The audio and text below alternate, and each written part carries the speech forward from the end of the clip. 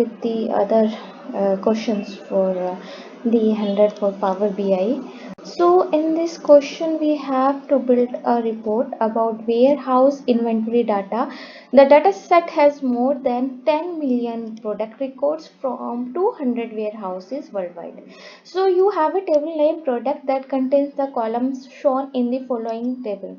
So first one is the column name, product description, product category, manufacturer, product subcategory, product specification, and second one is the sample data. In this we have bike, adventure works, mountain bikes, 26 in wheels, 42 in frame. So now we have to report a warehouse manager report that it is difficult to use the report because the report use only product name in tables and visuals. The product name is contained within product description column and is always the fourth value. So we have to modify the report to support the warehouse manager's requirement to explore inventory level at different level of product hierarchy, and the solution must minimize the model size. So which three actions should you perform? We have some actions and we have to give the correct answer in this area. So now what we do, we add a column and that name a product name that contains only the text between third and fourth, because this is the requirement, it itself described in the question. Then we need to create a product hierarchy of manufacturer, product specification, product subcategory and product category, and then we replace the use of product description in the report with product hierarchy. So these three action we need to perform to meet this requirement. So and also you can go through this link, that is the link in docs.microsoft.com, and here you need to create a desktop inline hierarchy levels. I think there is some issue in my net. Let me connect. Okay, let me connect to the first with internet, but you can go through this link. And in next question, what's happening that in next scenario, this is the 45th question of this tutorial, as because in my previous video I already shared the other 40 question. In two of the video I have already discussed this. So you have a query that return the data. We have a query in this, we have the students and classes, and in what's happening that in the first one query we have Mike A and Sam B, and we Kathy S, and these are the classes that the students are attending. Now we need to configure the query to display. We have, this is a kind of input and this is a kind of output.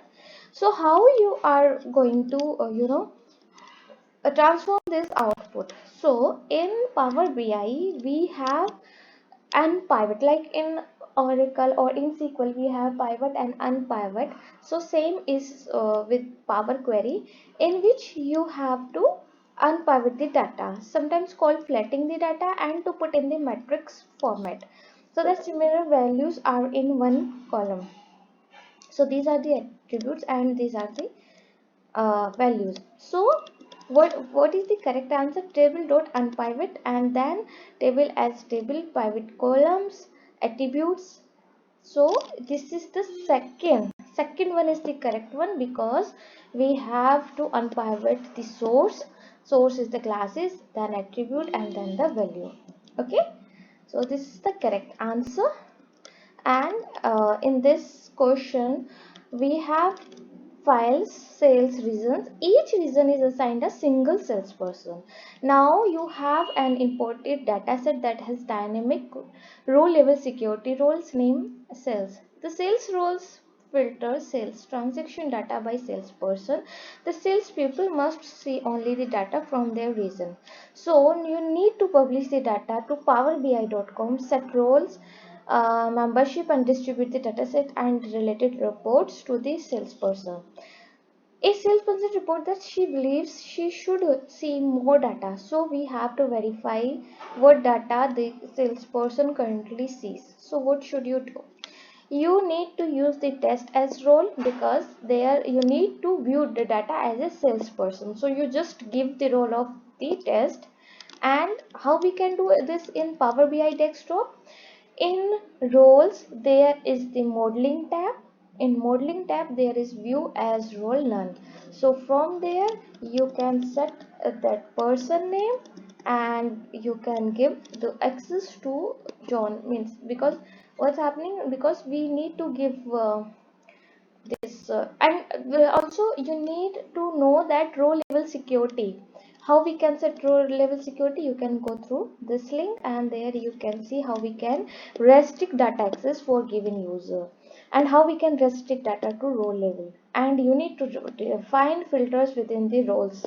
So this is a way through which you can restrict the data access for a particular reason, and you can also configure alias on data sets that are using direct query such as SQL Server. Okay, so this is a way through which you can give the roles, and also you can manage role at the region wise also, like here Eastern US Geo, and you have given the East region.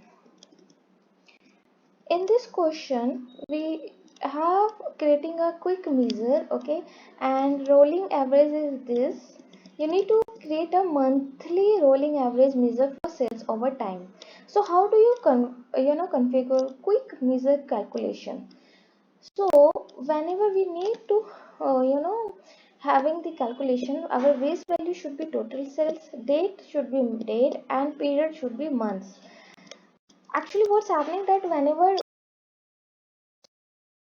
so we have to select fill total sales and we have to give the date and then month. So for more information you can go to this topic measures. This is a kind of topic where you know how to use quick measures for common calculation, and this is the quick measure run a set of data analysis expression that is known as DAX commands, because there are some commands through which you can perform the action. So there are the categories of calculation and way to modify each calculation to fit your need. Okay, so create a quick measure is like this, where you have a visualization, then there is the new quick measure, and then there is the calculation where you can perform number of calculation, okay, to meet the requirement. And this is some kind of quick measure calculation types like aggregate, per category, filters, time intelligence. So you need to go through this topic where you can see how we can perform DX formulas, and this is very important topic. You can see number of YouTube videos for Power BI DX, because if you know how to calculate then it is easy for you to get the job in the same field. Again, this is the question of row level security, in which you have to assign mail enabled security group to each role, and you have sales report to that enable analysis by region, and the sales manager can view the sales record of their region. So the sales manager are prevented from viewing records from other regions. So again this is the question where we need to give the roles so that they can see only their region data, not the other region data. So here we need to select request the sales manager be added to the correct Azure Active Directory group, because if you add that sales manager into Azure Active Directory group, you no longer need to maintain a long list of users. All that you need is to put the AD security group with the required permissions, and Power BI will do the rest. This means a small and simple security file with the permission and AD security group, and you can configure role mapping. Okay. So for more you can again go to this topic Power BI guidance. Okay, so first we also, this is also Formo is also a site where you can see how we can add Active Directory security group to make dynamic row level security easy and simple. How we can connect to Active Directory, and how we can merge, and this is the result. Okay, so let's go to another question. And there, oh, I need to click on the previous question. Okay, so Next question is containing, like, you have a Microsoft Power BI data model that contains three tables named sales, product, and date. And the sales table have an existing measure named that sum the total sales from the sales table, and you need to write a calculation that on the percentage of total sales. So now what we need to do, we have to drag the correct values to this box, and we have to calculate, because what's happening, if you go through the question correctly, we have to understand the requirement. So first we need to calculate respect any slicer on product category name, and then we need to show the percentage of visible total sales. Also it is giving the example, like if there are four product category name values and a user filter one out a table showing product category name, and calculation must sum up to 100%. So how do you complete the calculation? Because we need to complete the calculation, we need to use calculate, then we need to divide total cells, and then all selected. So by doing these three parameters, we can perform this action.